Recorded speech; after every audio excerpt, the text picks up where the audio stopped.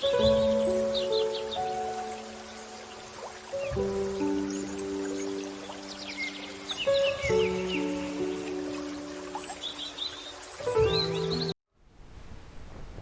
नाज़रीन, ब्रेक के बाद हम आपकी खिदमत में हाजिर हैं और जैसा कि आपको हमने ब्रेक पर जाने से पहले बताया था कि आज हम बात करेंगे, चूँकि इस वक्त वोटिंग का पोलिंग का अमल जो है वो जारी है और अब हम बात करेंगे आज इलेक्शन 2024 के मुतालिक, जिसके बारे में बहुत अरसे से जो है मुख्तलिफ़ किस्म की हम सुनते आए चीज़ें। कभी इसको मुलतवी कर दिया जाता था, फिर कभी इसके ख़िलाफ़ इसको मुलतवी इल्तवा करने के लिए इसका जो है वो कोर्ट में जो है वो एक हमें देखा कि उन्होंने बहुत सारी रिक्वेस्ट भी की गई, लेकिन फाइनली आज दिन आ गया जो है इलेक्शन 2024 का पाकिस्तान में। और इस पर हमने आज तज्ज़िया और गुफ्तगू करने के लिए मदऊ किया है हमारे बहुत ही मोअज़्ज़ज़ मेहमान डॉक्टर यासिनुर रहमान साहब को और आप सबकी जानी पहचानी सफ़ीना खान साहिबा, जो कि पहले भी हमें इस इलेक्शन की सिचुएशन पर बहुत ही रियलिस्टिक जो है वो व्यू दे चुकी हैं।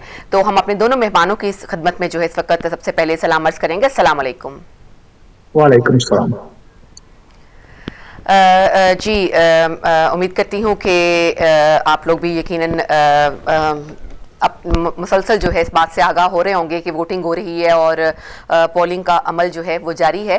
तो डॉक्टर साहब, आपसे पहले मैं सवाल कर लेती हूँ कि आपके ख्याल में जो इलेक्शन 2024 का जो इलेक्शन है, इसमें लोग आपके ख्याल में, सबसे पहले तो मुझे थोड़ा सा इसकी कैंपेन के बारे में बता दीजिएगा कि लोगों ने, आपको लगता है कि पिछले दिनों गर्मजोशी का मुजाहरा किया है और वो उसी तरह से उसी रिवायती अंदाज में इलेक्शन का इंतज़ार कर रहे थे?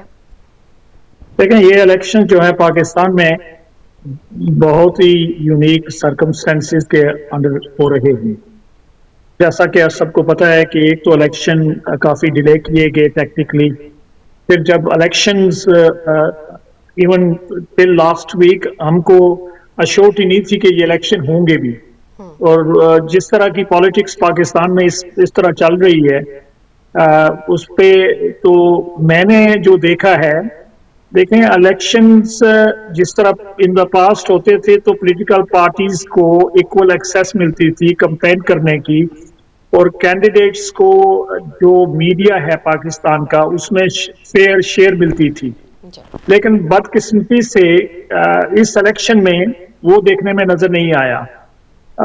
स्पेशली जब आपके मुल्क की सबसे बड़ी पार्टी को आप कंप्लीटली मार्जिनलाइज कर दें, उसकी सारी लीडरशिप जेल के अंदर हो, फिर उसके कैंडिडेट्स पे जिस तरह की सोशल मीडिया पे खबरें हमने देखी हैं, जो रिस्ट्रिक्शंस उनके इम्पोज की गई हैं, तो इलेक्शन जो है वो इलेक्शन के माहौल में नहीं हो रहे। लेकिन मेरे नज़दीक एक टाइप की सिलेक्शन करने की कोशिश की जा रही है, और मेरा यकीन है कि पाकिस्तान के लोग जो आज वोट डाल रहे हैं वो इस इलेक्शन को एक इलेक्शन साबित करेंगे। अच्छा सफ़ीना, आप बताइएगा कि आपको क्या लग रहा है कि एकदम से, जैसे कि हमें पिछले दिनों में कोर्ट के फैसले भी बड़े आनन फानन किए गए, जैसे कोई बहुत जल्दी में होता है, तो आपके ख्याल में क्या इसका नेगेटिव इफ़ेक्ट होगा पीटीआई के वोटर्स के ऊपर, या आपको लगेगा कि वो ज़्यादा इमोशनल हो जाएंगे और अपने लीडर के लिए बाहर निकल आएंगे और ज़्यादा से ज़्यादा वोटिंग करेंगे? सायरा, सबसे पहले तो अस्सलाम वालेकुम, और आप समेत तमाम पाकिस्तानियों को बहुत बहुत मुबारक हो, क्योंकि पाकिस्तानियों की बहुत बड़ी, बल्कि पूरा पाकिस्तान इस दिन का इंतजार कर रहा था कि 8 फरवरी को इलेक्शन होने, क्योंकि पहले भी इलेक्शन जो है वो पोस्टपोन हुए और लोग बड़ा बेसब्री से इंतजार कर रहे थे कि चाहे कुछ भी हो जाए, आज हमने इस दिन निकलना है और अपना जो वोट का हक है वो इस्तेमाल करना है। जमहूरी तरीका है और इसमें होना भी चाहिए। हालांकि एक तरफ जो एक पोलिटिकल पार्टी को टोटली तौर पर वैनिश कर दिया गया है, उनके लीडर को जेल में बंद कर दिया गया है, उनकी पार्टी खत्म कर दी गई, उनका निशान सिंबल तक उनसे छीन लिया गया। इसके बावजूद जो आज पाकिस्तानियों का टर्नओवर है, इट्स लाइक अमेजिंग। लोगों की डिटर्मिनेशन, लोगों का ये बताता है जुनून के चाहे उनसे उनका लीडर छीन लिया जाए, चाहे उनसे उनकी पार्टी छीन ली जाए, चाहे उनसे सिंबल तक छीन लिया जाए, तो लेकिन इसके बावजूद उनको वोट का हक है। कोई भी हो, कहां पे भी हो, जिसको वो वोट देना चाहते हैं वो निकले हैं बाहर, और पाकिस्तानियों ने अपने इस जज्बे को जो है वो पूरी दुनिया को दिखा दिया है कि उनके लिए कोई स्लोगन, कोई निशान, वो पार्टी सिंबल मायने नहीं रखता। वो एक लीडर को अगर फॉलो करते हैं तो वो उसके निशान पे खड़े होने वाला कोई भी शख्स हो, उनका नाम लेवा कोई भी शख्स होगा, उसको वोट करेंगे, जो कि जमहूरी अमल के लिए बहुत ज्यादा जरूरी है। इसके बावजूद हम ये नहीं कह सकते कि ये इलेक्शन बहुत ही ज्यादा फ्री एंड फेयर है, क्योंकि पहले से ही मैं उसको एक काइंड ऑफ धांधली बोलूंगी कि एक पूरी पॉलिटिकल पार्टी को वैनिश कर दिया गया। और अभी रात को ही जिस तरह से एक पॉलिटिकल पार्टी की तरफ से, स्पेशली कुछ सहाफियों की तरफ से, एक बकायदा मुनज़्ज़म तरीके से पीटीआई के कुछ बड़े नामों से जो कि अपने इंडिविजुअल सिंबल से लड़ रहे थे, उनके बारे में बकायदा प्रोपागेंडा किया क्या कि उन्होंने इलेक्शन का बायकॉट कर दिया है। आई मीन बड़े बड़े नाम और बड़े बड़े टीवी चैनल्स जो पाकिस्तान के बड़े नाम हैं, उन्होंने, उनके रिप्रेजेंटेटिव ने ये बकायदा जो है हेट कैंपेन चलाई और बायकॉट कर रही है पाकिस्तान तहरीक इंसाफ के जो कैंडिडेट है। और उसको भी काउंटर करते हुए जो लोग, इंडिविजुअल जो डरे हुए सहमी भी पाकिस्तानी अवाम है, उन्होंने उसको भी खातिरख्वाजा नहीं रखा और पाकिस्तान की अवाम जो है अपना वोट डालने के लिए निकली है। इट्स वेरी इंप्रेसिव और ये बहुत ही ज्यादा खुशाइन बात है पाकिस्तान की अवाम के लिए। बिल्कुल ठीक, आपने बहुत शुक्रिया आपका। डॉक्टर साहब, आपका क्या ख्याल है कि क्या इम्पैक्ट था इन कोर्ट के इन फैसलों का जो कि फौरन अनन फानन किए गए, और जो प्रोपेगेंडा अब किया जा रहा है, इससे क्या होगा? लोग मुतनफ़िर होंगे या इसका जो है वो रिवर्स इफेक्ट होगा? देखें ये कोर्ट फैसले जितने भी किए गए, ये सिस्टमैटिकली तहरीक इंसाफ को मार्जिनलाइज करने के लिए किए गए। अब बदकिस्मती से ये है कि सिर्फ पार्टी को कोर्ट के फैसलों से मार्जिनलाइज नहीं किया गया, इन्होंने तो हर वो टैक्टिक इस्तेमाल किया है पिछले 3-4 महीने में पार्टी के अगेंस्ट कि तहरीक के इंसाफ जो है, पीटीआई जो है, उसकी एग्जिस्टेंस जो है उसको ही खत्म किया जाए। अब जहां तक पीटीआई के सपोर्टर्स का ताल्लुक है, मेरे नजदीक इन फैसलों से जो पॉपुलैरिटी है पीटीआई की और बिलखुसूस इमरान खान साहब की, वो और ज्यादा बढ़ चुकी है।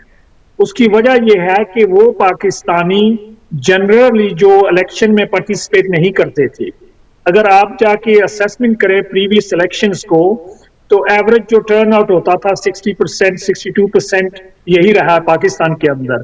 तो मेरे नजदीक जो आज चीजें नजर आ रही हैं कि टर्न आउट इससे भी कई ज्यादा एक्सीड कर सकता है, क्योंकि लोग इमोशनली जो है उनकी सिंपथीज जो है वो तहरीक इंसाफ की लीडरशिप के साथ चली गई है, क्योंकि लोगों को पता है आज के सोशल मीडिया के दौर में, और जब नॉलेज जो है, पहले तो पाकिस्तान के अंदर 2-3 अखबार होती थी, 3-4 टीवी चैनल्स होते थे या ज्यादा होते थे पिछले इलेक्शन में, लेकिन सोशल मीडिया इतना एक्सटेंसिव नहीं था। तो आज लोगों को बिलखुसूस हर मिनट की खबर है कि क्या हो रहा है पाकिस्तान के अंदर, और बिलखुसूस इमरान खान के खिलाफ ये जो सारा कुछ किया जा रहा है, ये क्यों किया जा रहा है। तो इससे आई थिंक कि एक तो टर्न आउट पीटीआई का जो है वो बहुत एक्सेसिव होगा। लेकिन अब सवाल ये होता है कि इवन पीटीआई के वोट लोग जो हैं वो वोट डाल रहे हैं, वो डालेंगे, क्या उनके वोट्स को काउंट किया जाएगा? देखें आप, आज जो कल की जितनी भी इंटरनेशनल प्रेस है, जितने भी बड़े बड़े न्यूज़पेपर हैं, फाइनेंशियल टाइम्स से लेके किसी और न्यूज़पेपर को भी पढ़ें, तो सारे इंटरनेशनल जो सोर्सेज हैं वो कह रहे हैं कि ये पाकिस्तान के इलेक्शन जो हैं they are being conducted under the shadows of rigging, यानी इलेक्शंस में प्री रिगिंग, जैसे कि सफीना ने कहा अर्ली ऑन कि एक लीडरशिप को जेल के अंदर डाल दिया गया, उसकी सेकंड टीयर लीडरशिप को जेल के अंदर डाल दिया गया, उसकी थर्ड टीयर लीडरशिप को जेल के अंदर डाल दिया गया, और फिर इलेक्शन जो है अनाउंस किए गए, और इवन इलेक्शन में लोगों को फेयर कैंपेन का जो है ना वो मौका नहीं दिया गया। इवन जो तहरीक इंसाफ है, जो इंडिपेंडेंट जो उसके लोग इलेक्शन लड़ रहे हैं, उनको जो पाकिस्तान का नेशनल मीडिया है उसमें कोई उनकी एक्सेसिबिलिटी नहीं है। जिस तरह बाकी पॉलिटिकल पार्टीज के जलसों को कवरेज दी जाती है, वो इनके जलसों को नहीं दी जाती। तो इलेक्शंस जो हैं मेरे नजदीक, पीटीआई इस वक्त पाकिस्तान की सबसे पॉपुलर जमात है। इस वक्त मेरे नजदीक 70 to 80% पाकिस्तानीज जो हैं वो तहरीक इंसाफ को सपोर्ट करते हैं या उसके लिए वोट देना चाहते हैं। क्या उनका वोट काउंट होगा? मैं आपको एक एग्जांपल दूंगा कि जेल के अंदर जो इलेक्शंस हुए हैं रिसेंटली, तो उस इलेक्शन में उसके रिजल्ट आप जाके देखें और उसमें से आपको पता चल जाएगा कि पीटीआई ने फॉर एग्जांपल जितनी भी जेल्स हैं उनके अंदर पीटीआई ने जो है मैक्सिमम नंबर ऑफ वोट्स लिए हैं। जो डिफरेंस है पीटीआई के अंदर और बाकी पॉलिटिकल पार्टीज के अंदर वो इतनी ज्यादा है कि एक तरफ 80% वोट्स पीटीआई को जेल के वोट कैदियों के वोट पड़े हैं और दूसरी जमातों को लेस देन 10% या 15% वोट पड़े हैं। तो अगर आप इस ट्रेंड को एक्सेप्ट कर लें तो आज जो रिजल्ट शाम को आएंगे यानी आफ्टर जब पोलिंग क्लोज होगी तो मुझे तो पीटीआई की बड़ी क्लियर स्वीप नजर आती है। लेकिन जहां तक पाकिस्तानी मीडिया का ताल्लुक है वो कल से कह रहे हैं कि नवाज लीग जो है पीएन मुस्लिम लीग नून जो है वो जी 100 कुछ सीटें लेंगी, यानी इलेक्शंस हुए नहीं और उनको 120 या 130 सीटें पहले ही एलोकेट की जा रही है। तो ये तो आप इसको इलेक्शन जो आज जब डे क्लोज होगा तो जब वोट काउंट होंगे तो हम उस वक्त फिर असेस करेंगे कि इस इलेक्शन में हुआ क्या है। सही सही, बिल्कुल सही, बहुत शुक्रिया। अच्छा सफीना, हमारे नाज़रीन की थोड़ी सी इंफॉर्मेशन में इजाफे के लिए आप प्लीज़ बता दीजिएगा कि किसी भी पार्टी को हुकूमत बनाने के लिए कितनी सीटें चाहिए होती हैं और किस हिसाब से ये सब कुछ होता है? 171 पुराने रूल के मुताबिक and I think so now it's 165 because 5-6 सीटें जो हैं वो कम कर दी गई हैं, तो इतनी टोटल सीटें हैं। अभी रात को जो एक स्टेटमेंट शहबाज शरीफ साहब का आया आप उसको इग्नोर मत करें। उन्होंने कहा है कि अगर नून लीग को सिंगल मेजोरिटी नहीं मिलती है तो नवाज शरीफ साहब जो है वो प्राइम मिनिस्टर नहीं बनने जा रहे हैं और अगर मखलूत हुकूमत आती है तो हम लोगों से मिलकर मशवरा करके बाकी जमातों से फैसला करेंगे कि अगला प्राइम मिनिस्टर कौन होगा। ये एक तरफ से मैं इसको दो तरीके से इसको बताऊंगी कि एक तरह से उन्होंने थ्रेटन करने की कोशिश की है हमारे कर्ता धर्ताओं को कि अगर हमें सही नंबर्स नहीं दिए तो नवाज शरीफ साहब जो है वो पाकिस्तान को नहीं नवाजेंगे, और दूसरी तरफ एक मैं उसको ये समझूंगी कि उन्होंने एक प्रीमेच्योर अपनी जो शिकस्त है वो तस्लीम कर ली है, क्योंकि उनको ये पता है पूरा ग्राउंड उनके पास है, ग्राउंड में दूर दूर तक कोई मद्दे मुकाबिल नहीं है, इसके बावजूद उनको पता है कि उनको सिंगल मेजोरिटी नहीं मिल सकती है। तो it's a huge statement for me कि वो अपनी शिकस्त उनको पता है, वो डरे हुए हैं कि पीछे कोई है ही नहीं, सामने कोई है ही नहीं, इसके बावजूद उनके मुंह से ये अल्फाज निकलना ये शिकस्त से कम नहीं है चीज। तो जिस तरह से आपने कहा कि हुकूमत बनाने के लिए हमारी रियासत नहीं चाहेगी कि किसी भी ऐसी शख्स को, स्पेशली नवाज शरीफ साहब जैसी शख्सियत को हम हैंड ओवर कर दें पाकिस्तान, जिनकी गुज़िश्ता तारीख है वो ठीक नहीं रही है, और उनको पता है कि अगर नवाज शरीफ साहब चौथी दफा आते हैं तो वो तमाम चीजें कर गुजरेंगे जो वो माजी में करना चाहते थे और नहीं कर सके, और चाहे उसमें इदारों के साथ टकराव भी क्यों ना हो, तो उससे हत्तुल मकान जो है हमारा इदारा, हमारी रियासत बचने की कोशिश करेगी। मुझे ऐसे लगता है कि जब आप 9 फरवरी में हम एंटर हो रहे होंगे, क्योंकि इलेक्शन कमीशन ने कहा है कि रात 2 बजे तक जो है हम तमाम के तमाम जो इलेक्शन के रिजल्ट है वो अनाउंस कर देंगे। मुझे पाकिस्तान के अंदर आजाद कैंडिडेट बहुत बड़ी तादाद में इलेक्ट होकर पार्लियामेंट में जाते हुए नजर आ रहे हैं, और जो इलेक्टेबल्स होंगे वही पाकिस्तान में जो प्राइम मिनिस्टर आएगा वही फैसला करेंगे, और जिसको हम कह सकते हैं कि वो कैदी नंबर 804 जेल में तो है लेकिन उसके नुमाइंदे डिसाइड करेंगे कि पाकिस्तान का अगला प्राइम मिनिस्टर कौन होगा। तो सफीना, ये भी पॉसिबल है कि क्या उनको इल्हाक करना पड़ेगा इन पार्टीज के साथ जो कि मेजर पार्टीज हैं, ये जो आज़ाद हैं, या ये अपनों में से भी कोई, यानी आज़ाद उम्मीदवार भी कोई वज़ीर आज़म बन सकता है?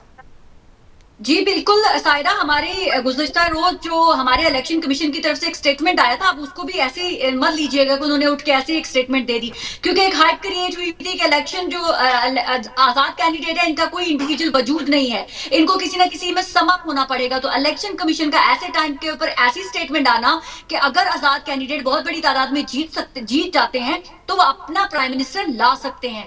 मतलब आप इसको इस स्टेटमेंट को ऐसे मत जाने दें, अगर हमारी रियासत चाहेगी तो वो इन्हीं आजाद लोगों में से अपना प्राइम मिनिस्टर लाएगी। तो ये स्टेटमेंट ऐसा नहीं है कि इलेक्शन कमीशन को बड़ा प्यार आ गया है हमारे आजाद कैंडिडेट के ऊपर, तो या शायद उनको इमरान खान के नाम लेवा पे बड़ा तरस आ गया, नहीं, वो अपने लिए स्टेटमेंट बनाई है उन्होंने कि अगर उन्होंने अपना प्राइम मिनिस्टर लाना हुआ तो फिर इन आजाद कैंडिडेट को साथ रखकर बिलावल भी उस गवर्नमेंट का हिस्सा होगा, क्योंकि बिलावल ने बहुत क्लियरली बोल दिया है कि मैं नवाज शरीफ साहब की किसी भी चीज का हिस्सा नहीं बनूंगा अगर ये प्राइम मिनिस्टर बनते हैं। तो उन्होंने भी एक तरफ बहुत ही सख्त स्टैंड ले लिया है कि अगर Nawaz Sharif as a prime minister आते हैं तो हम उनको कॉपरेट नहीं करेंगे।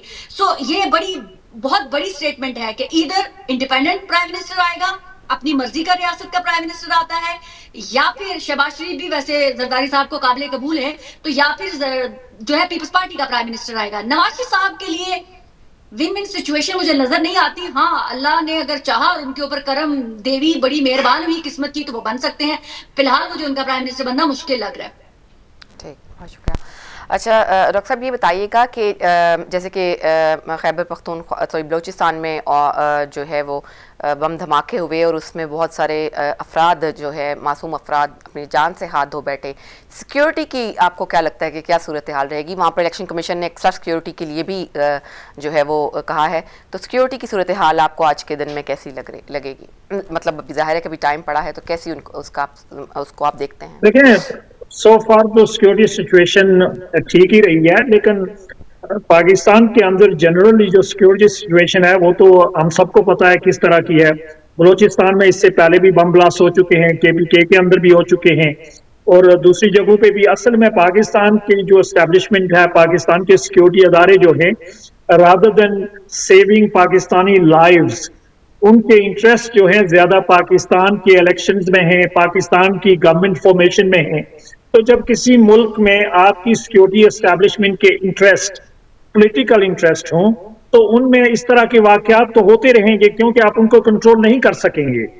तो असल में जो हमें क्वेश्चन ये करना चाहिए अपनी सिक्योरिटी एस्टेब्लिशमेंट से कि पाकिस्तान के लिए और पाकिस्तान के लोगों के लिए खुदा रहा आप अपनी ड्यूटी करें। जिस तरह आज जो बम ब्लास्ट हुआ है, जिसमें मोर देन 28 पीपल, जो कल जो हुआ है उसमें 28 लोगों ने जो अपनी लाइव्स जो है लूज की हैं, और कई 100 मेंबर्स जो लोग हैं वो इंजर्ड भी हुए हैं। तो ये लाइव्स अगर प्रॉपर सिक्योरिटी होती तो सेव की जा सकती थी, वहां कुछ जो एक्शंस लिए जा सकते थे, लेकिन बदकिस्मती से पाकिस्तान में ये नहीं हो रहा।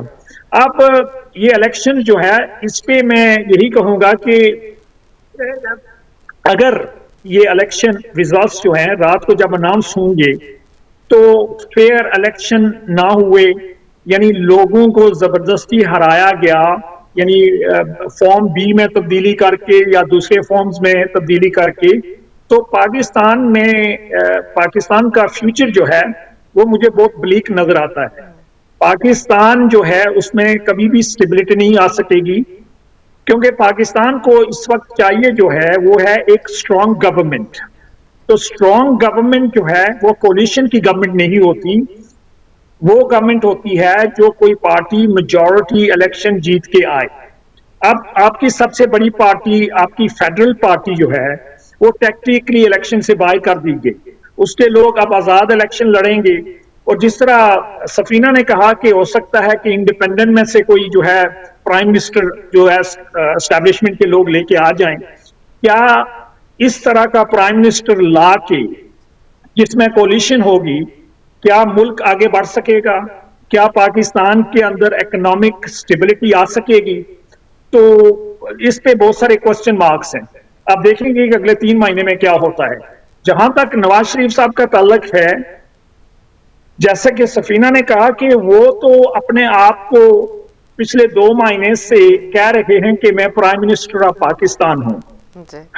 अब बदकिस्मती है ये पाकिस्तान की, एक पॉलिटिकल लीडर विदाउट इलेक्शंस अपने आप को पहले ही प्राइम मिनिस्टर डिक्लेयर कर देता है। फिर जो उनके जो इश्तिहार थे जो नेशनल न्यूज़पेपर्स में 2 दिन पहले पब्लिश हुए हैं, तो आप उन इश्तिहारात को देखें तो वहां बड़ा क्लियरली लिखा हुआ है जी कि coming prime minister of Pakistan. अब इलेक्शन आज हो रहे हैं और वो 4 दिन पहले ही प्रेस में पाकिस्तान के प्राइम मिनिस्टर बन के बैठे हुए हैं। डॉक्टर साहब, उनको किसी ने कहा हो कि आप प्राइम मिनिस्टर होंगे? कैसा नहीं हो सकता? देखें, जो उनको ये कहते हैं वो फूल्स की पैराडाइज में रह रहे हैं, वो दूसरी दुनिया में दूसरे प्लेनेट पे रह रहे हैं। पाकिस्तान बदल चुका है। और इन लोगों को मेरे नजदीक, जो मैं न्यूट्रल आपको असेसमेंट दे रहा हूं, इनको समझ नहीं है कि पाकिस्तान के अगर ये इलेक्शन फेयर ना हुए, अगर लोगों को उनके अपने वोट का प्रॉपर राइट्स जो है वो ना दिया, यानी उनका वोट काउंट ना हुआ रात को, तो फिर पाकिस्तान में स्टेबिलिटी नहीं आएगी। आप अगर एक सर्वे करके देखें कि इंटरनेशनली तकरीबन जो 80% पाकिस्तानीज हैं बाहर दुनिया में रहते हैं, जो पाकिस्तान को अप टू $32 बिलियन एक साल में बेचते हैं, उन सब की नजरें इन इलेक्शंस पे लगी हुई हैं, जिसमें आप भी शामिल हैं और मैं भी शामिल हूं। अब सवाल यह है कि अगर ये इलेक्शन क्रेडिबल ना हुए तो क्या ये $32 बिलियन जो पाकिस्तान को जाते हैं, क्या ये आने वाले वक्त में जाएंगे? देखें, एस्टैब्लिशमेंट को सोचना चाहिए कि किस तरह लोगों को इंटीग्रेट किया जाए, री इंगेज किया जाए अपने मुल्क के साथ, इन्वेस्टमेंट के साथ। लेकिन बाई मार्जिनलाइजिंग, एक तो पहले इन्होंने वोटिंग राइट भी ओवरसीज पाकिस्तानी से ले लिया, उसमें भी स्टिल पाकिस्तानीज, ओवरसीज पाकिस्तानीज जो हैं पूरी उम्मीद रहे कि हमें हो सकता है एक दिन वोटिंग राइट मिल जाएगा। लेकिन जब ये फेयर इलेक्शन का राइट जो है ये लोगों से ले लिया जाएगा तो पाकिस्तान के लिए बहुत मुश्किल वक्त होगा आने वाला वक्त। सही सही, बिल्कुल। अच्छा, सफीना, ये सवाल मैं आपसे करूंगी कि हमें जो जनरल एक सूरत नज़र आती है उसमें तो हमें पीटीआई का बहुत, जो आज़ाद उम्मीदवार हैं पीटीआई के, उनका बहुत ज़ोर नज़र आता है। और अगर आप एक आम आदमी की हैसियत से भी अगर हम लोगों से पूछते हैं या अपने रिश्तेदारों से पूछते हैं, अपने घर वालों से पूछते हैं, तो हमें जो 99% जवाब जो है वो पीटीआई के उम्मीदवारों को ही वोट देने का मिलता है। तो क्या ये मुमकिन है कि, क्योंकि मुझे खुद यूँ कह लीजिए कि दिल को एक डर सा, खौफ सा लगा रहता है कि खुद ये समझती हूँ कि ऐसा इतनी आसानी से इन तमाम पीटीआई के उम्मीदवारों को इतनी आसानी से पार्लियामेंट तक नहीं पहुँचने दिया जाएगा। आप क्या कहती हैं इस बारे में? नहीं शायद मेरा कुछ सोचना जरा मुख्तलिफ है, क्योंकि आजाद कहनी उस तरह से एक खतरा नहीं हो सकते हमारी एस्टेब्लिशमेंट के लिए और रियासत के लिए, क्योंकि इस वक्त बेशक वो इमरान खान के नाम से आए हैं लेकिन वो एक पार्टी के अम्ब्रेला के नीचे नहीं है, लीगली तौर पर वो इमरान खान के इन्फ्लुएंस में नहीं है, ठीक है। तो उस तरह से उनको मैनेज करना बहुत आसान होगा। और रही बात कि अगर प्राइम मिनिस्टर नवाज शरीफ साहब बन जाते हैं तो ये मुझे सेटअप ज्यादा प्रोलॉन्ग लंबा नजर नहीं आ रहा है। लेकिन अगर हमारी रियासत जो है वो खुद अपना कोई सेटअप ले आती है तो आप यकीन माने ये सेटअप वो लंबा भी चला सकते हैं, क्योंकि उनको बड़ा अच्छा तजर्बा हो गया है। पिछले 16 महीने जब शहबाज शरीफ साहब भी प्राइम मिनिस्टर थे, कोई चू ना किसी ने चाह की, और अभी भी जो केयर टेकर सेटअप आया उन्होंने बड़ा अच्छा चला लिया है। तो उनको अब कोई भी मजबूत प्राइम मिनिस्टर नहीं चाहिए। और नवाज शरीफ साहब जैसा अगर वो लेके आते हैं तो आप और मुझ समेत तमाम लोग देखेंगे कि पाकिस्तान के अंदर क्या क्या कुछ होता है, और फिर जो लाए हैं वही नवाज शरीफ साहब को निकालेंगे भी। या फिर नवाज शरीफ साहब, आप मेरे वर्ड रिकॉर्ड का हिस्सा रखिएगा, बीमार हो जाएंगे नवाज शरीफ साहब और फिर वो लंदन आ जाएंगे और फिर वो कहेंगे कि अब ये मैं कुर्सी छोड़ रहा हूं तो कोई और इस कुर्सी पर आ जाए। तो अगर पाकिस्तान को ऐसे एक्सपेरिमेंट में से गुजारना है तो यस, फिर ले आए आप नवाज शरीफ साहब को वजीर आजम। लेकिन अगर पाकिस्तान को किसी स्टेबिलिटी की तरफ लेके जाना है तो फिर एक ऐसे शख्स को लाना होगा जिसमें तमाम जो पोलिटिकल पार्टीज के सेंटिमेंट है वो काम डाउन हो जाए। अगर एक इंडिविजुअल पर्सनैलिटी आ जाती है, बिलावल भुट्टो एग्जाम्पल दे रही हूँ, अगर बिलावल भुट्टो प्राइम मिनिस्टर आ जाते हैं या कोई इंडिपेंडेंट में से कोई अपना प्राइम मिनिस्टर आ जाता है उनका, तो मुझे नहीं ख्याल कि किसी को एतराज होगा। मुझे नहीं लगता कि किसी के अंदर इतनी जरूरत होगी कि वो उठेगा और इस सेटअप को तहस नहस करने की कोशिश करेगा। तो उससे यह है कि एकदम से जरा स्मूथ आ जाएगा। पाकिस्तान के अंदर जो इस वक्त तूफान आया है लोगों की सोचों में, लोगों के रवैयों में, वो थम जाएगा। उसका नुकसान तो नवाज शरीफ साहब को हो सकता है लेकिन मेजॉरिटी में पूरे पाकिस्तान को उसका फायदा जरूर होगा। डॉक्टर साहब बताइएगा कि पाकिस्तान का फ़ायदा तो सफीना आपकी बात पे कहूँ कम ही सोचते हैं जो हुक्मरान बनने वाले होते हैं, तो उनका अपना फ़ायदा अजीज़ होता है। पाकिस्तान का फ़ायदा हो ना हो, एक दफ़ा जो है वो एक आधा ही चक्कर लग गया IMF के जो होते हैं कर्ज़े का, तो वही काफ़ी होगा उनके लिए। मैं तो डॉक्टर साहब ये बताइएगा कि अगर नवाज शरीफ साहब वज़ीर आज़म नहीं बनते तो आपको लगता है कि दोबारा वही सियासत शुरू हो जाएगी, इसको जो है रैलियां होंगी और बात की जाएगी कि हुकूमत गिरा दी जाए, री इलेक्शन हो, इस किस्म की कोई चांसेस नजर आते हैं आपको? डेफिनेटली देखें, स्टेबिलिटी नहीं आ सकती पाकिस्तान में। नवाज शरीफ अगर प्राइम मिनिस्टर बाई हुक को बाई क्रूक बन भी जाते हैं तो फिर भी स्टेबिलिटी नहीं आ सकेगी। आप एक तरफ देखें कि जो मेजॉरिटी वोट बैंक है वो एक पॉलिटिकल पार्टीज का है जिसको कंप्लीटली इन्होंने मार्जिनलाइज कर दिया। अब उसके वोटर्स जो हैं वो साइलेंटली नहीं बैठेंगे, और बिलखसूस जब 60 to 70% जो नौजवान वोटर है, जो एजुकेटेड भी है, जिसको इंटरनेशनल पॉलिटिक्स की भी समझ है, जिसको पाकिस्तान की पॉलिटिक्स की भी समझ है, उसको आप किस तरह क्वाइट साइलेंट कर सकेंगे? आप साइलेंट नहीं कर सकेंगे। तो नवाज शरीफ साहब के लिए प्राइम मिनिस्टर ना बनना भी उनके लिए मुश्किल वक्त होगा, क्योंकि उनकी जो होप्स हैं बहुत ज्यादा हाई हैं। और अगर वो प्राइम मिनिस्टर बन गए भी तो फिर भी नवाज शरीफ साहब के लिए मुल्क को चलाना इन हालात में, यानी जिन हालात में वो प्राइम मिनिस्टर बनेंगे, वो बड़ा मुश्किल होगा। जैसा सफीना ने कहा, मैं एक चीज से एग्री करता हूं कि अगर कोई इंडिपेंडेंट लोग जो जीत के आएंगे उनमें से कोई प्राइम मिनिस्टर बन जाता है, लेकिन मेरा एक तरफ दूसरा क्वेश्चन ये है कि जितने भी इंडिपेंडेंट्स जीतेंगे, जो पीटीआई यानी तहरीक इंसाफ के चेयरमैन से टिकट्स लिए हैं जिन्होंने, वो लोग डेफिनेटली एक पार्टी को ज्वाइन करेंगे। अब उसमें बहुत सारी अदर छोटी भी पॉलिटिकल पार्टीज हैं जिनकी अलायंस भी है। जिस तरह कल आपने देखा कि 2 दिन पहले कि राजा नासर जो हैं, आई थिंक उनकी जमात जो है इत्तेहादुल मुस्लिमीन है, जिस तरह उन्होंने इमरान खान साहब को विजिट किया, जिस तरह का स्टैंड उन्होंने लिया इमरान खान साहब के लिए, और जेल में भी जाकर I think he is only one of the only leaders, किसी और पॉलिटिकल पार्टी के जो लीडर हों जो उनसे जाके मिले, और उसके बाद उनकी प्रेस कॉन्फ्रेंस भी मैंने देखी है। तो उससे जाहिर होता है कि तहरीक इंसाफ जो है, अगरचे उसका सिंबल छीन लिया गया है, वो आने वाले वक्त में पाकिस्तान की असेंबली में सबसे बड़ी और बस सबसे स्ट्रॉन्ग जो आवाज होगी, और ये बड़ा मुश्किल हो जाएगा एस्टेब्लिशमेंट के लिए भी और अदर पॉलिटिकल पार्टीज के लिए भी, कि जहां अगर तहरीक इंसाफ के लार्ज नंबर एमएनएस जो हैं असेंबली में बैठे हुए हैं, और वो इस असेंबली को अपनी अलायंस फॉर्म करके चला सकेंगे, ये बहुत मुश्किल हो जाएगा। सही सही। अच्छा सफीना, ये बताइएगा कि अगर नवाज शरीफ वज़ीर आज़म बनते हैं तो आपके ख्याल में वज़ीर आला पंजाब के जो हैं वो मरियम बनेंगी या कि हमजा?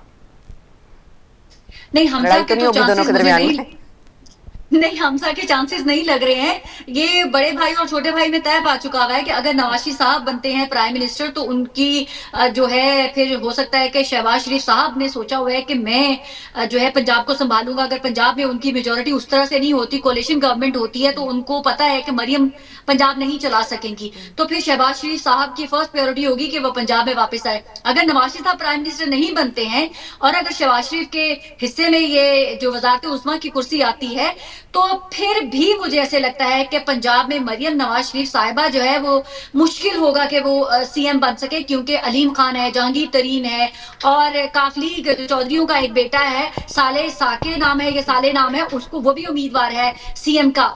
तो इन लोगों को इक़्तिदार की तरफ, बड़ी कुर्सी की तरफ जाने से पहले कॉम्प्रोमाइज पे बहुत सारे करने हैं। तो ऐसा नहीं है कि खुला मैदान दे दिया गया है, बड़े भाई प्राइम मिनिस्टर होंगे, छोटा भाई जो है वो सीएम होगा और बेटी जो है वजीर खारजा बन जाएगी या भाई वजीर खारजा बन जाएगा। ऐसा नहीं होने वाला। पाकिस्तान के अंदर सब कुछ इतना इजी नहीं है। और दूसरी बात जो मैंने अभी इन्होंने बोला कि बहुत मुश्किल होगा अगर आजाद, शायद वो मजलिस इत्तेहाद समथिंग है, उनको पीटीआई ज्वाइन करने जाएगी उनको। और दूसरी बात आप ये मत भूलिएगा कि जेल के अंदर उनकी मुलाकात हो जाना मुमकिन कैसे हुई, तो ये मत भूलें आपके वो खुद से चले गए और उनकी मुलाकात हो गई इमरान खान से, और उन्होंने जेल वालों ने इतने अच्छे थे कि उन्होंने फटाफट कहा आया हम आपकी मुलाकात करवा देते हैं। बिहाइंड द सीन सब कुछ चल रहा है। यही मैंने आपको फॉर्मूला पहले बताया कि अगर रियासत चाहती है कि अगर नवाज शरीफ साहब को प्राइम मिनिस्टर नहीं बनाना, तो ऑब्वियसली वो इमरान खान को कॉन्फिडेंस लेंगे। ऑब्वियसली जो इंडिपेंडेंट लोग होंगे, चाहे अगर उनको किसी के अम्ब्रेला के नीचे भी जाना पड़ता है तो वो जाएंगे, प्राइम मिनिस्टर तो उन्हीं में से लाएंगे ना कोई। या अगर बिलावल भुट्टो, तो वो ये इसलिए भी कर रहे हैं ताकि और मुझे नहीं लगता कि ये लोग अगर पार्लियामेंट में चले जाते हैं तो ये रियासत के लिए कोई ट्रबल क्रिएट करेंगे, और रियासत को पता है कि हमारे लिए ट्रबल क्रिएट नहीं करेंगे। ये मेरा बिलीव है, हो सकता है आने वाले दिनों में गलत भी साबित हो जाए, बट ये मैं इसको मानती हूँ। तो अगर उनको अम्ब्रेला के नीचे भी जाना है तो मजलिस से समथिंग जो भी उनकी पार्टी का नाम है उन्हीं के अंडर जाएंगे, ताकि ऑपोजिशन के अंदर बैठ सके। अगर पीपल्स पार्टी और नून लीग मिलकर हुकूमत बनाती है तो ऑपोजिशन एक्चुअली लीडर जो है वो हम बना सके, तो उसके लिए सब कुछ हो रहा है। मैं ये चाहती हूँ कि तहरीक इंसाफ के नाम लेवा जो भी इंडिपेंडेंट हैं वो पार्लियामेंट का हिस्सा रहें, और जो भी रियासत करना चाहती है उनको करने दें, क्योंकि आप कुछ कर नहीं सकते। बड़ी याद आप रिजाइन देंगे और फिर किक आउट हो जाएंगे आप अपनी पार्लियामेंट से, तो ये कोई अच्छी मूव नहीं होगी।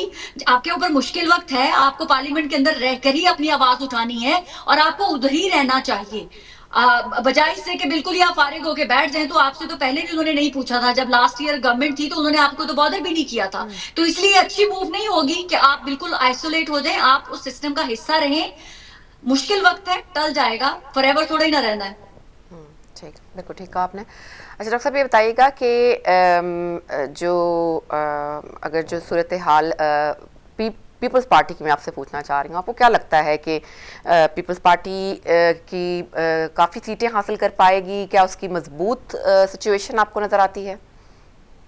नहीं, बिल्कुल नहीं। देखें ना, अगर असेसमेंट करें आप तो पीपल्स पार्टी जो है पंजाब के अंदर तो बहुत कमजोर है, और वो भी पार्टी अपने डिसीजन मेकिंग की वजह से और जिस तरह के लोगों को उन्होंने सिलेक्शन की है।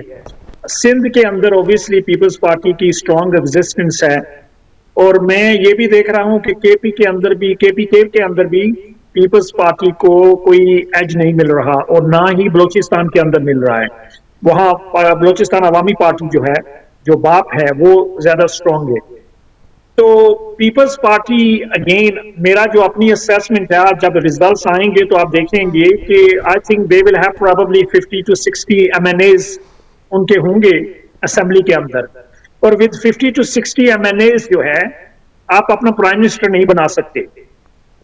पीपल्स पार्टी की जो बड़ी लीडरशिप है जरदारी साहब की, मेरे नजदीक आज भी वो शरीफ खानदान के क्लोज है। उनकी जो पॉलिटिक्स है इन दोनों पार्टीज की, ये रेटरिक की पॉलिटिक्स है। जब भी किसी जगह पे इलेक्शंस होते हैं तो ये एक दूसरे को गाली देते हैं, और इलेक्शन के बाद ये वापस अपने चार्टर ऑफ डेमोक्रेसी पे चले जाते हैं, जो मोहतरमा बेनजीर भुट्टो शहीद ने साइन किया था नवाज शरीफ साहब के साथ। तो अगली जो गवर्नमेंट, फॉर एग्जांपल अगर नवाज शरीफ साहब, जो उनकी प्रोजेक्शंस हैं कि वो 120 सीट्स ले गए, मुझे लगता है कि अगर वो 80 सीट्स भी ले गए तो पीपल्स पार्टी फजल रहमान साहब के साथ मिलके, और ANP भी इस पार्ट ऑफ अलायंस होगी, तो they will try to form the government, और उसमें जो Nawaz Sharif ultimately will end up as a prime minister. Even though तो बिलावल भुट्टो जरदारी साहब ने बड़ी स्ट्रॉन्ग स्टेटमेंट दी है कि अगर नवाज शरीफ साहब प्राइम मिनिस्टर हुए तो मैं फॉरेन मिनिस्टर सर्व नहीं करूंगा। लेकिन अगर प्रीवियस इनकी पॉलिटिक्स देखें तो जरदारी साहब कहते थे कि मैं इनका पेट फाड़ के सारा जो करप्शन है वो बाहर निकाल के लाऊंगा। लेकिन जब शहबाज शरीफ साहब को प्राइम मिनिस्टर बनाया गया तो जरदारी साहब ने अपने पास बैठा के कहा कि ये मेरे भाई हैं। तो असल में पॉलिटिक्स में ये सारे इकट्ठे हैं, इनके इंटरेस्ट इकट्ठे हैं, इनकी जो पॉलिटिक्स है वो एक है। इनका इंटरेस्ट पाकिस्तान के लोग नहीं है, इनकी इंटरेस्ट है अपनी सियासत।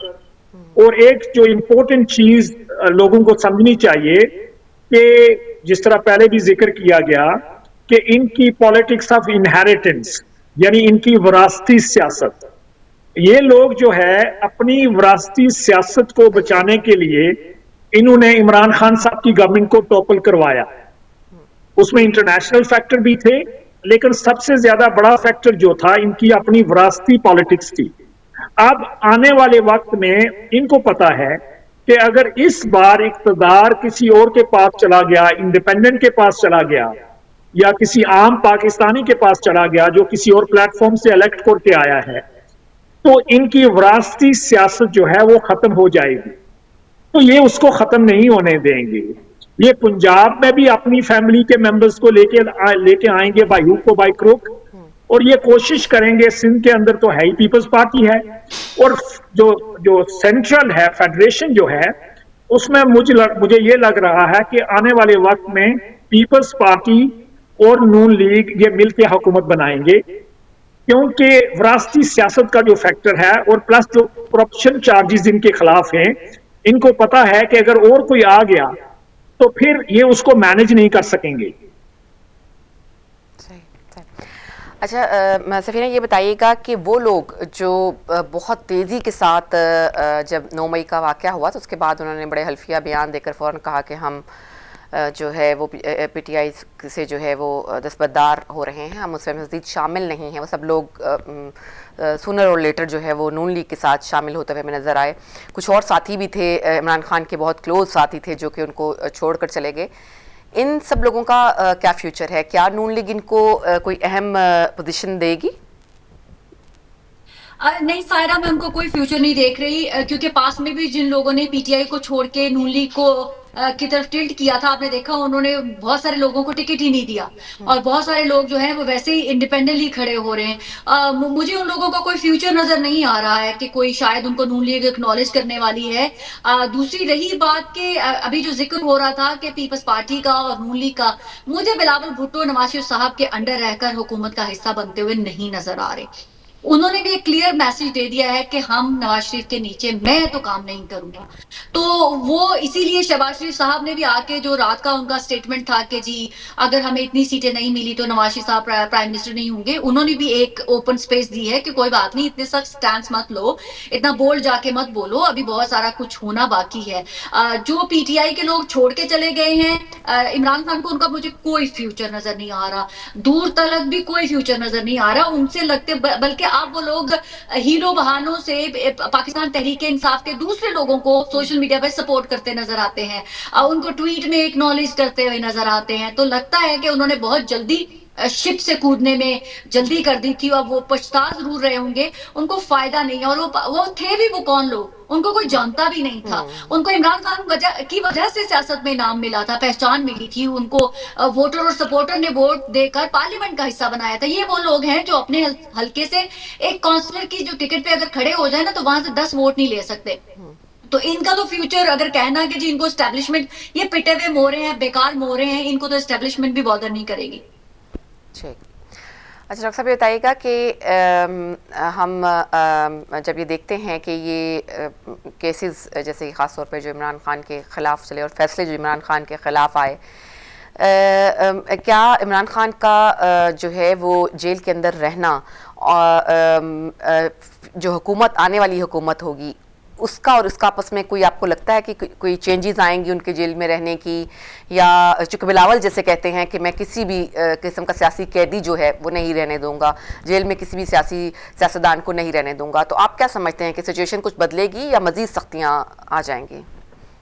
देखें, एस्टेब्लिशमेंट का जहां तक ताल्लुक है वो कोशिश करेंगे कि इमरान खान साहब को प्रोलॉन्ग तौर पे लंबे अरसे के लिए जेल में रख सकें, लेकिन मुझे लगता है कि जो केसेस इमरान खान के खिलाफ हुए हैं, इवन इंटरनेशनल मीडिया में जाके देख लें, रिसेंटली अमेरिकन चैनल्स पे एक डॉक्यूमेंट्री थी छोटी सी, उसमें उनकी असेसमेंट ये है कि जितने भी केसेस हैं इमरान खान के खिलाफ वो बोगस हैं, फैब्रिकेटेड है।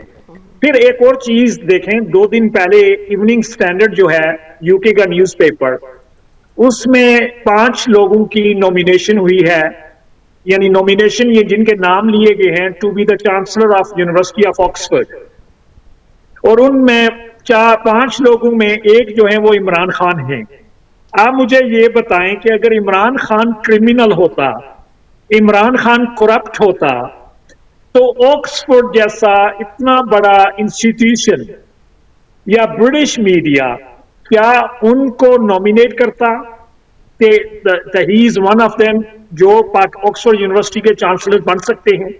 तो इंटरनेशनल कम्युनिटी को पता है, ये बिलावल भुट्टो साहब कोई फेवर नहीं करेंगे इमरान खान को।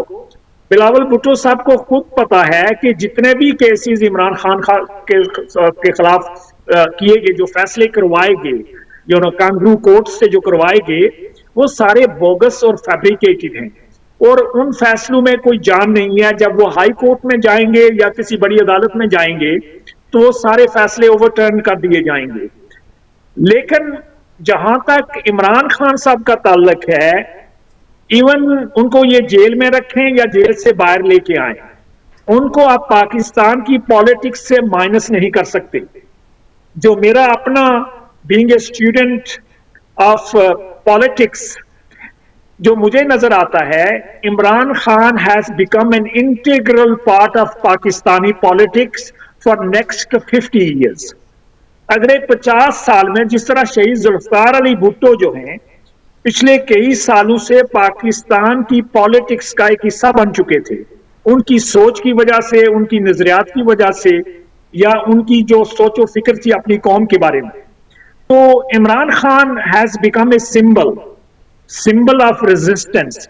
तो जब यह कोई लीडरशिप इस तरह का सिंबल बन जाती है, आप उस पर क्रैकडाउन करते हैं, उसको यानी ह्यूमिलेट करने की कोशिश करते हैं, जिस तरह के ये निकाह वाला जो केस है, क्या आप सोच सकती हैं कि किसी भी सिविलाइज सोसाइटी में या किसी भी सिविलाइज माशरे में इस तरह के जो सेंटिमेंटल इशू है, ये देखें जो निकाह वाला इशू है, मैं इस पे एक बात करना चाहूंगा यहां जी जी इस केस पे, कि देखें ये जो मैरिज है हमारे मजहब की, हमारे दीन की बहुत बड़ी फाउंडेशन है इस्लाम की, और जिन लोगों ने भी ये फैसला करवाया इमरान खान के खिलाफ और जिन जजेस ने भी किया, असल में उन्होंने इमरान खान को सजा नहीं दी, ये हमारे मैरिज के इंस्टीट्यूशन को ये सजा दी है। सही। और बदकिस्मती ये है कि उस पे जितने भी हमारे इंटेलेक्चुअल्स हैं पाकिस्तान के अंदर, जो लिबरल सोसाइटी के चैंपियंस थे, वो सारे जो हैं साइलेंटली इसको वॉच कर रहे हैं, लेकिन उन्होंने कोई आवाज इस पे रेज नहीं की। अपार्ट फ्रॉम सम जो मजहबी स्कॉलर थे, उन्होंने अपने कंसर्न शो किए हैं।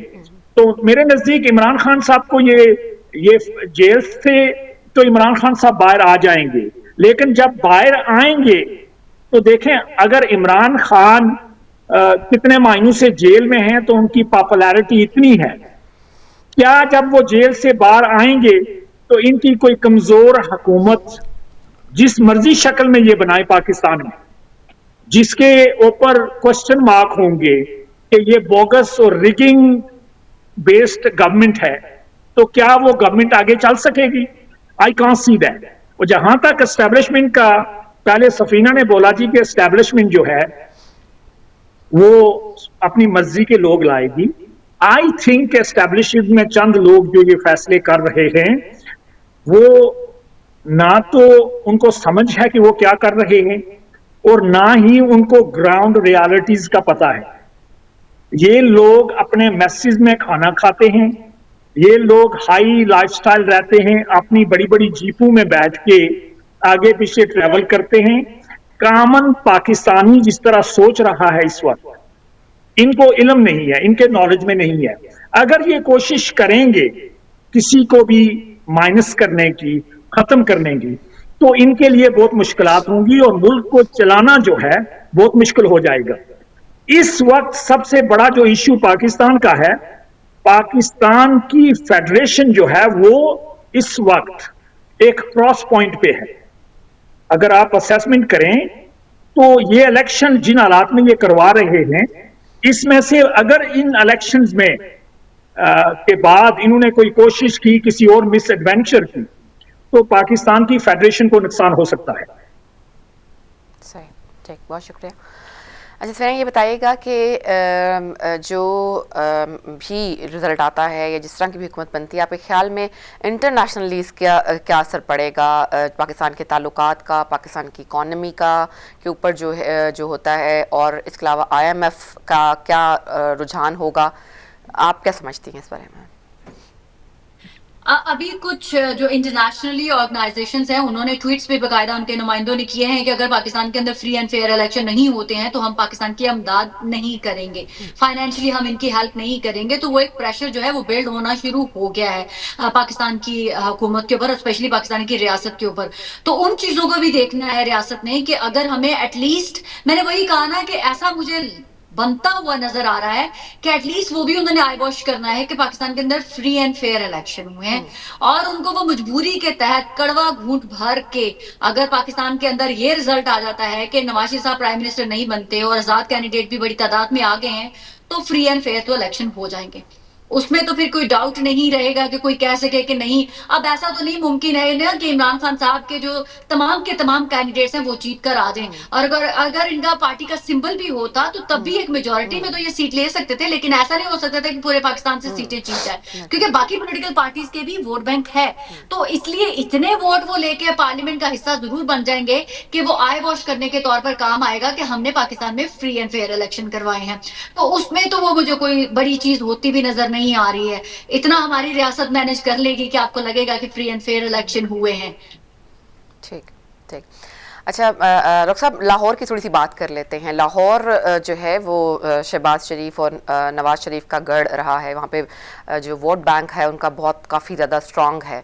तो आपको लगता है कि लाहौर इस दफ़ा फिर जो है वो उसी साइड पर रहेगा, नून लीग की तरफ ही जाएगा? देखें, अगर फेयर इलेक्शन होते हैं, कल लोगों को जो राइट्स मिलते हैं अपने वोट डालने का और उनका वोट काउंट किया जाता है, तो मुझे नहीं लगता कि लाहौर में नून लीग की वो पोजीशन है जो प्रीवियसली होती थी। एक तरफ एक चीज को आप और असेसमेंट करें कि बहुत सारे कैंडिडेट्स जो इनके मुकाबले में इलेक्शन लड़ रहे हैं वो सारे तकरीबन जेल में हैं और उन सब के ऊपर केसेस हैं। तो ये उनको जेल में रखने का मकसद क्या है कि इनको फ्री हैंड मिले और ये लोगों को वोट को अपनी मर्जी से इस्तेमाल कर सकें। वंस अगेन इनकी जो लाहौर में ग्रिप है इस वक्त लोएस्ट पॉइंट पे है। हो सकता है कि जिस तरह 2013 के इलेक्शन में आपको पता है कि कुछ सीटें जो थी जो पीटीआई जीत रही थी उस वक्त, इन्होंने वो भी पीटीआई से ले ली थी और बाद में इमरान खान साहब ने धरना दिया था और इन्होंने कहा था जी कि रीकाउंटिंग की जाए, और उनमें से 3 या 4 हलके जो थे वो लाहौर के थे। तो मुझे वही सिचुएशन अब भी नजर आती है कि अगर वोट काउंटिंग पे होगा तो तहरीक इंसाफ के लोग ज्यादातर हलकों में, लाहौर के जो इनर सिटीज के हलके हैं उनमें आगे हैं, लेकिन जब काउंटिंग होगी तो रिजल्ट्स पता नहीं क्या होगा, उसको हम प्रेडिक्ट नहीं कर सकते। लेकिन नून लीग वाले जो क्लेम करेंगे कि लाहौर अब भी इनका है, लेकिन अगर आप लाहौर के अंदर इलेक्शन का माहौल देखें या जितने भी सर्वेज लोगों ने किए हैं, स्पेशली जो हबीब अकरम साहब ने किए हैं, अगर आप उनको देखें जो सबसे ज्यादा इस वक्त न्यूट्रल रोल अदा कर रहे थे इस इलेक्शन में सो फार, तो उनमें तो नजर आता है कि नून लीग जो है लाहौर में से तकरीबन 2-3 सीटें ही लेगी, जो जो जो असेसमेंट थी उनकी। तो इनका इवन जो यास्मीन राशिद साहिबा की जो सीट है नवाज शरीफ के मुकाबले में, उस सीट पे भी इनका बहुत जो है बहुत कंपेटिटिव हो रहा है। ये नेक टू नेक है इस वक्त। अब देखेंगे कि रिजल्ट्स आज शाम को किस तरफ काउंट किए जाते हैं। अच्छा सफीना, आप से मैं गुजारिश करूंगी कि आप थोड़ा सा कराची की सूरत हाल बताइएगा, क्योंकि काफ़ी इल्ज़ाम तराशियाँ एक दूसरे पर होती रही वहाँ की पार्टीज़ की, पीपल्स पार्टी की, एमक्यूएम पे, और वो सब कुछ के हमने ये किया था, हमने वो किया था, इन्होंने जो है वो आपको कोई चीज़ नज़र नहीं आएगी। और साथ साथ हमने ये भी सुना कि बिलावल ने शायद ये कहा या जरदारी साहब ने कहा था कि हम कराची को लाहौर जैसा बनाएंगे। तो इस पर नवाज शरीफ ने ये भी कहा कि इसके बाद तो बात ही ख़त्म हो जाती है कि लाहौर जैसा बनाएंगे, इसका मतलब है कि लाहौर हमने इतना अच्छा बना दिया है कि आप उसको एक लाइक सिंबल के तौर पर यूज़ करते हैं, उसको एक मॉडल के तौर पर यूज़ करते हैं। आप क्या कहेंगे इस बारे में? सायरा, एक तरह से पीपल्स पार्टी ठीक कह रही है, क्योंकि कराची कभी उनके पास था ही नहीं। पहले बहुत अरसा तक एमक्यूएम के पास रहा है, फिर जमात इस्लामी ने उस पर रूल किया है, तो कराची बेसिकली कभी भी पाकिस्तान पीपल्स पार्टी के पास नहीं रहा। इस दफा मुझे पाकिस्तान पीपल्स पार्टी का होल्ड काफी स्ट्रांग लग रहा है कराची के अंदर। मुझे ऐसे लगता है कि वो आराम से सीटें निकाल जाएंगे और कराची इस दफा जो है पाकिस्तान पीपल्स पार्टी के हाथ में आएगा। दूसरी तरफ बिलावल भुट्टो ने इतना बोल्ड स्टेप उठाया कि पूरे सिंध को अपनी छोटी बहन के सुपुर्द कर दिया और वो खुद लाहौर में जाके उन्होंने डेरे डाल दिए मुझे लाहौर से भी बिलावल भुट्टो की एक सीट अपनी जो है वो निकलती हुई नजर आ रही है। नून लीग का जो पोजीशन लाहौर के अंदर काफी कमजोर है, इसमें कोई दो राय नहीं है, क्योंकि उन्होंने लाहौर में एक भी जलसा नहीं किया। उन्होंने रैलियां जरूर निकाली हैं लेकिन जलसा नहीं किया आज। हालांकि जब नवाज शरीफ साहब पाकिस्तान आए थे तो उन्होंने मीनारे पाकिस्तान पे पूरे पाकिस्तान से लोगों को इकट्ठा करके एक जलसा किया था, फिर भी वो आपको पता है कि मेरे नजदीक वो एक सक्सेसफुल जलसा नहीं था। लेकिन बिलावल भुट्टो का लाहौर में जाकर अपनी सीट निकाल लेना इटसेल्फ शरीफों के लिए बड़ी एम्बैरेसिंग सिचुएशन होगी। और उनका कराची में कोई वजूद नहीं है नून लीग का, गिलगित बल्चिस्तान में कोई उन्होंने जलसा नहीं किया, केपीकी में कोई जलसा नहीं किया, अमित शाह एक मनसायरा में किया उन्होंने जलसा।